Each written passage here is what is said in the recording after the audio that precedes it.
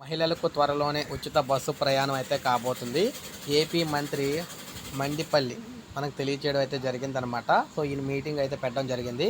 Meeting పెట్టి ఏపీలో మహిళలకు ఉచిత బస్సు ప్రయాణం తొందరలోనే రాబోతుందని తెలియజేశారు. ఆర్టీసీ బస్సుల్లో మహిళలకు త్వరలోనే ఉచిత బస్సు ప్రయాణం సదుపాయం కల్పిస్తామని ఏపీ రవాణా శాఖ మంత్రి మండిపల్లి రాంప్రసాద్ రెడ్డి అయితే తెలిపారన్నమాట. ఆర్టీసీ రవాణా శాఖలపై ఉన్నత అధికారులతో సమీక్ష అయితే నిర్వహించారు. గత 5 ఏళ్లలో జగన్ పాలనలో ఆర్టీసీ పూర్తిగా నిర్వీర్యమైందని మండిపడ్డారు. కారుణ్య నియామకాలపై కూడా చర్చించామన్నారు. ముఖ్యంగా రాష్ట్రంలో రేషన్, మైన్స్ అక్రమ రవాణా కూడా తలెస్తున్నారన్నారు.